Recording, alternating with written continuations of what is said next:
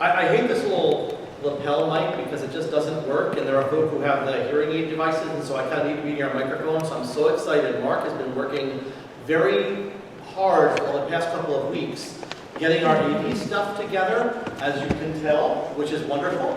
But next week I'm going to have my Britney Spears mic. I'm going to flip my hair around. It's going to be awesome. They seek him here, they seek him there. The Frenchies seek him everywhere. Is he in heaven or is he in hell? That damned elusive Pimpernel. Such are the most famous lines from the focus of our final Sunday in this August on Broadway series, The Scarlet Pimpernel. Based on a book, originally a play, then a book, that's unusual, written by Baroness Emma Orczy and first penned in 1903. The Scarlet Pimpernel tells the story of Englishman Percy Blakeney, who under disguise, and sometimes even the cover of night, runs secret missions to save innocent people from Madame Guillotine during the French Revolution in 1789. You see, if you're a bit rusty on your French history, don't worry, that's why you have me. It was on what is Bastille Day, July 14th, 1789, the French peasants rose up, overthrew the monarchy, and took the government for their own. They freed the political prisoners from the Bastille. King Louis XVI, his wife Marie Antoinette, were beheaded, and the people took back their nation. You see, here's the problem with that story. While there were certainly abuses, there was a situation where the rich got richer and the poor got poorer, where the government and its aristocrats were only concerned with padding their own pockets and making their lives better, where no one cared about the poor, no one cared about the everyday person. The government's entire purpose was to further its own future. Imagine that. Wow. I didn't go there. Oh yes, I did. Now, revolution was certainly just and right, but in their zeal for reform, the people went too far. The musical opens as people are being led to the guillotine. Not just those who had committed offenses against the poor, but their wives, their babies, their seniors. Regardless of who you were, whether you were complicit in these crimes or not, you paid the ultimate price. In that society, if you were rich, off with your head. Now there was one man in the story who knew this was wrong, and together with a group of friends led the way to freedom for many who were truly innocent. Sneaking them safely out of Paris, he stood against the people's revolt, and the character of a daring hero who assumed an alias to save the downtrodden and the outcast was born. As I did my research for today, the Scarlet Pimpernel was pointed out in one of the articles I read. This was the first time that prototype was actually used in literature, and that became the prototype a couple of decades later for Zorro, and The Shadow, and Batman, and others. What the Scarlet Pimpernel shows us is that it's what happens in a society when people let themselves be carried away with past hurt, with anger, and the resulting bitterness and revenge. Our scriptures today remind us of that delicate and important balance between love and life and law. In the gospel lesson today, Jesus breaks the Sabbath law against working on the day of rest. They pick grain because they're hungry. Heaven forbid. When the Pharisees, who are meant to keep the law, criticize him, he says this: "Have you never read what King David did when he and his companions were hungry? In the days of Abiathar the high priest, he entered the house of God and ate the consecrated bread. It's only lawful for priests to eat. Then he gave some to his companions. The Sabbath was made for man," Jesus said, "not man for the Sabbath. So the Son of Man is Lord even over the Sabbath itself. What Jesus is telling them is the law serves a purpose and an important service. But even more important than the letter of the law is the spirit of love. If people are hungry, feed them. In his letter to the Corinthians, the Apostle Paul this morning reminds us that God's love is perfect love.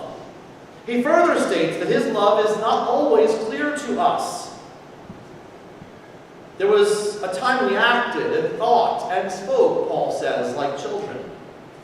We were immature and didn't understand everything. Remember when you were a kid and thought you knew everything there was to know? No one could tell you anything because you knew what was what, right? I am 13. I know what's right. Then you grew up and you realized how little you knew. There's a saying that says, the older I get, the smarter my parents become. And it's true.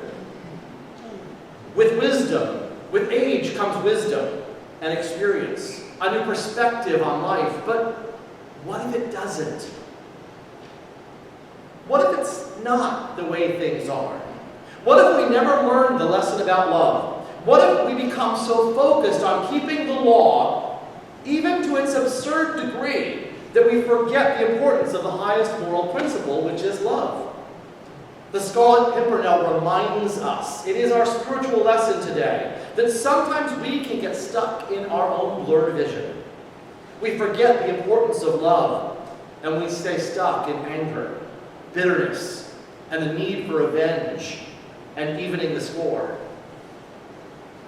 In his book, Wounded Wisdom, a Buddhist and Christian response to evil, hurt, and harm, Ross Thompson talks about the relationship between evil, hurt, and harm, and how we respond out of our own woundedness that can be either healthy or harmful to the world around us and to ourselves. Evil, hurt, and harm are things we react to negatively, or we work well with. Life brings hurt. We talked about that a bit in the last couple of weeks. There is not one of us that has not or will not know hurt. It's just a part of life. But not every hurt is harm. Not every hurt is harm. Harm denotes damage being done to us by hurts and wounds. In fact, sometimes hurts don't harm us, they actually do the opposite. Maybe it was that operation or that dental procedure that caused you hurt, but brought you long-term health. Without the hurt, there would have been a harm that lasted much longer in your life.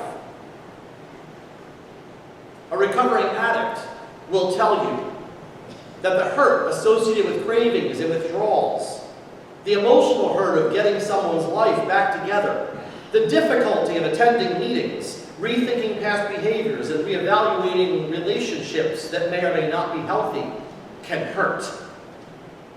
They're emotionally painful, but they bring long-term health if they're done well.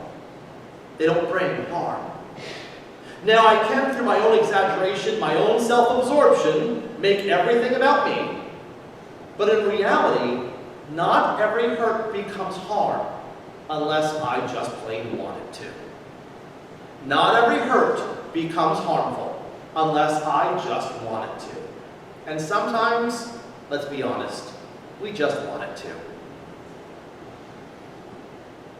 Yet time again, Thompson writes, we see hurt as harmful, whether it is or not, and it becomes a self-fulfilling prophecy. Hurt becomes in our mind a perceived harm, leading to anger and bitterness and revenge. When we experience hurt, it's natural to want to know why. We want to know the cause. My back hurts today because I lifted improperly yesterday, and so I figure out this cause so next time my back won't hurt. What we see in the Scarlet Pimpernel is the story of people who were deeply harmed by the hurt that was heaped on them. It wasn't imaginary. It was real.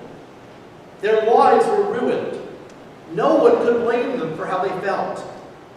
But where they crossed the line is in thinking that the cure for their harm was causing harm to others. I hurt. That hurt caused me harm, and the way to overcome harm is to make you pay.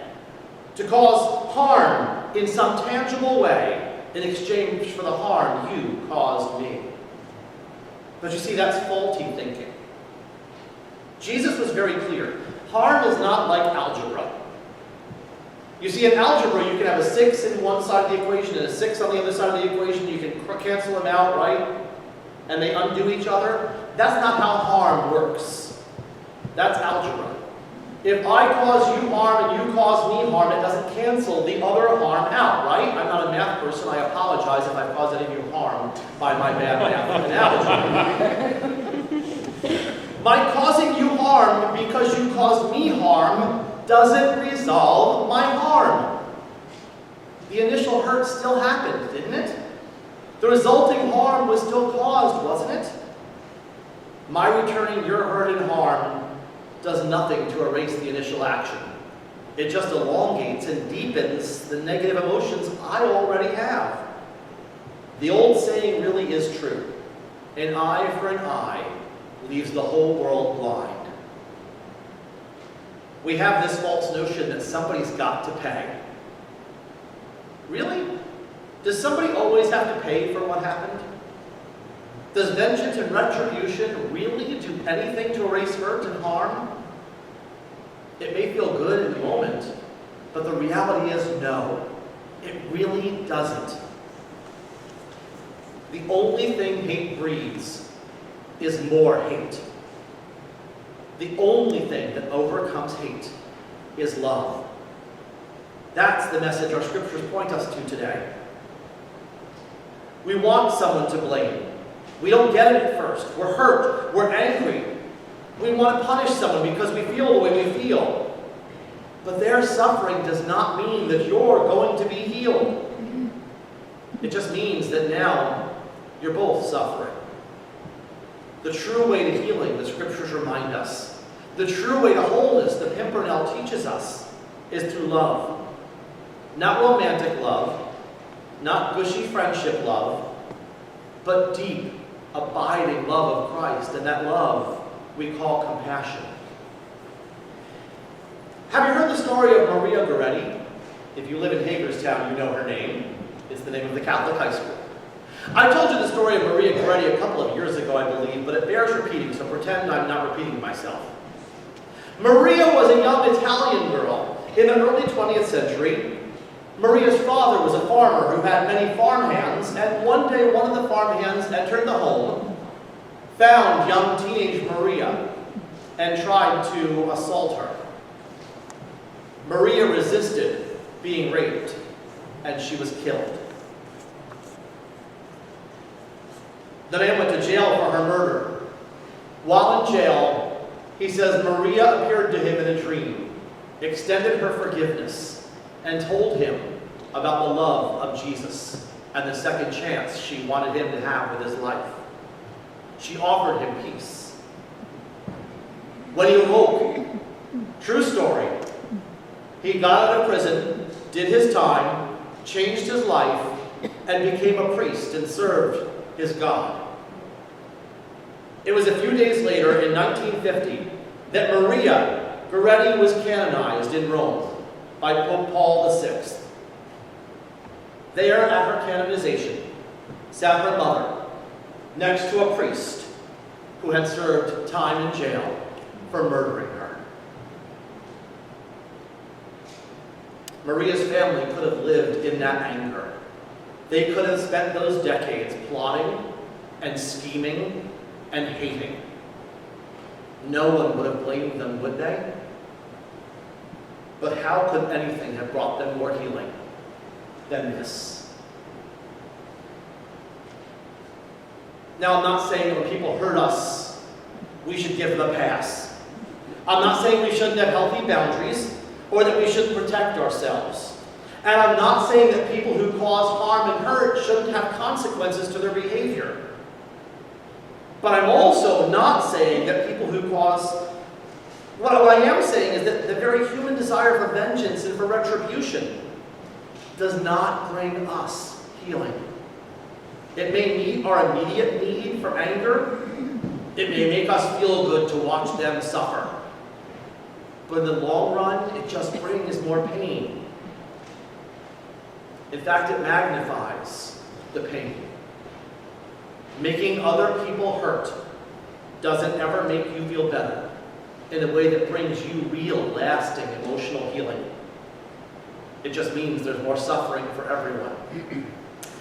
Even bloody, bruised, and beaten, where there was no better moment for vengeance, the crucified Jesus offered mercy and compassion, didn't he? Father, forgive them, for they know not what they do. Today, I tell you, you will be with me in paradise. What we in the church learn today from the Scarlet Pimpernel is that we are called to stand against human inclinations and to be instruments of healing, instruments of restoration in a world that's far too often hell-bent on justice, on vengeance, and on retribution. The Pimpernel and his men, they were able to see the differences between justice and vengeance, and they acted to spare those who were suffering at the hands of all those who were blinded of rage. The church is called to stand as a sacred reminder that there is a better way in a society that needs to focus on compassion and love. That hate and bitterness only breed more hate and more bitterness. The truth of the gospel is the truth that we are called to live, and it's countercultural, and frankly, it's just counterintuitive. The only thing that truly overcomes hurt is forgiveness. And the only thing that will ever overcome hate is love.